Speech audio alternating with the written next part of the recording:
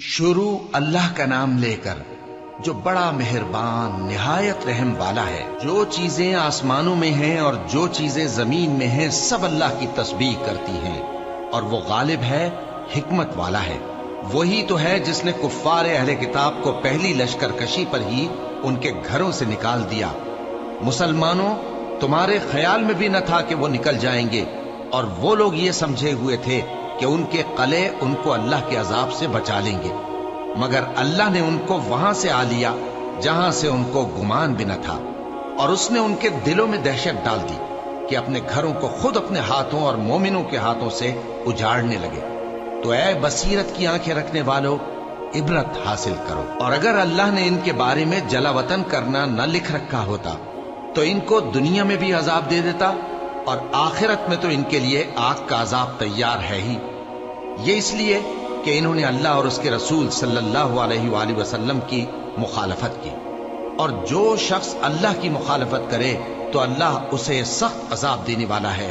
मोमिनो, खजूर के जो दरख्त तुमने काट डाले या उनको उनकी जड़ों पर खड़ा रहने दिया, सो ये अल्लाह के हुक्म से था, और इससे मकसूद ये था कि वो नाफरमानों को रुस्वा करे। और ऐ मुसलमानों, जो माल अल्लाह ने अपने पैगंबर को उन लोगों से जंग के बगैर दिलवाया है, उसमें तुम्हारा कुछ हक नहीं, क्योंकि उसके लिए न तुमने घोड़े दौड़ाए न ऊंट, लेकिन अल्लाह अपने पैगंबरों को जिन पर चाहता है गालिब कर देता है, और अल्लाह हर चीज पर कादिर है। जो माल अल्लाह ने अपने पैगंबर सल्लल्लाहु अलैहि वसल्लम को बस्तियों वालों से दिलवाया है, वो अल्लाह के और पैगंबर के कराबत वालों के और यतीमों के और हाजतमंदों के और मुसाफिरों के लिए है, ताकि जो लोग तुम में दौलतमंद हैं उन्हीं के हाथों में न गर्दिश करता रहे, और जो चीज तुमको पैगंबर सल्लल्लाहु अलैहि वसल्लम दे वो ले लो, और जिससे मना करे उससे बाज रहो, और अल्लाह से डरते रहो, बेशक अल्लाह सख्त अजाब देने वाला है। और उन जरूरतमंद मुहाजिरों के लिए भी जो अपने घरों और मालों से खारिज और जुदा कर दिए गए हैं, जो अल्लाह के फजल और उसकी खुशनुदी के तलबगार और अल्लाह और उसके पैगंबर के मददगार हैं।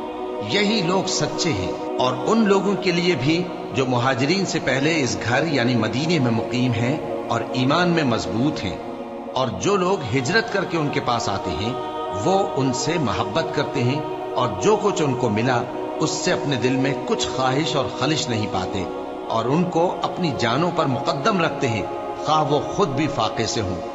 और जो शख्स खुद गरजी से बचा लिया गया तो ऐसे ही लोग बामुराद हैं। और उनके लिए भी जो उन मुहाजिरीन के बाद आए और दुआ करते हैं कि ऐ परवरदिगार, हमारे और हमारे भाइयों के जो हमसे पहले ईमान लाए हैं गुनाह मुआफ फरमा, और मोमिनों की तरफ से हमारे दिल में कीना और हसद न पैदा होने दे।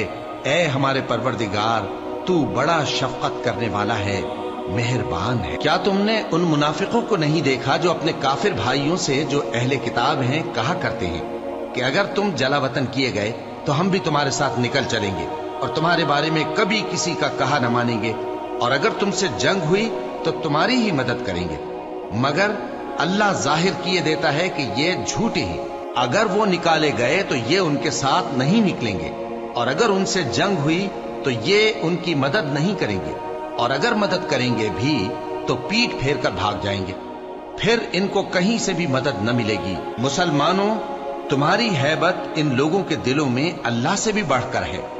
ये इसलिए कि ये समझ नहीं रखते। ये सब जमा होकर भी तुमसे नहीं लड़ सकेंगे, मगर बस्तियों के कलों में पनाह लेकर या दीवारों की ओट से। इनके आपस में भी बड़ी लड़ाई रहती है।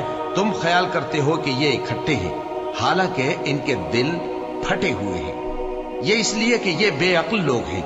इनका हाल उन लोगों का सा है जो इनसे कुछ ही पेशतर अपने करतूत की सजा का मजा चख चुके हैं, और उनके लिए दुख देने वाला अजाब तैयार है। मुनाफिकों की मिसाल शैतान की सी है कि इंसान से कहता रहा कि काफिर हो जा, फिर जब वो काफिर हो गया तो कहने लगा कि मुझे तुझसे कुछ सरोकार नहीं, मुझको तो अल्लाह रब्बुल आलमीन से डर लगता है।